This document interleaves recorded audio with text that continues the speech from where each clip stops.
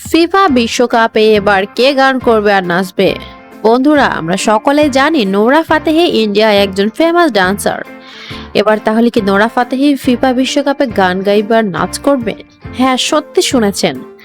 Nora Fatehi এবার শাকিরা ও জেনিফারের মতো FIFA বিশ্বকাপে গান গাইবেন ও নাচ করবেন।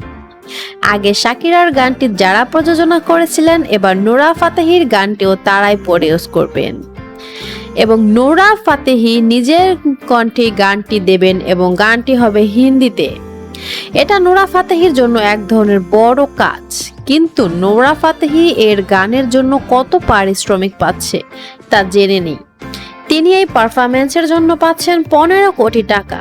এটা একদম সঠিক তা নাও হতে পারে, কারণ একটা সংবাদ মাধ্যম থেকে জানা গেছে সম্ভবত 15 কোটি টাকা হতে পারে। এটা শাকিরা ও জেনিফারের তুলনায় অনেক কম হলেও নোরা ফাতেহির জন্য একদম কম কিছু নয়। আবার যেহেতু তিনি ফিফা বিশ্বকাপের একটি পারফরম্যান্সে লাইভ পারফরম্যান্সও করছেন ও হিন্দি গানও গাইবেন, সেহেতু তার পারিশ্রমিক একটু বেশি হওয়া উচিত ছিল।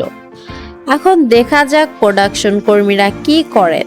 নোরা ফাতেহির ডান্স পারফরম্যান্স যেহেতু সবার কাছেই খুব জনপ্রিয়, ফিফায় এই পারফরম্যান্সও নজর কাড়া হবে বলেই সবাই মন্তব্য করেছেন। এই বিষয়ে আপনাদের মতামত কি তা কমেন্টের মাধ্যমে জানান। আজকের ভিডিও এই পর্যন্তই। ভালো থাকুন সবাই।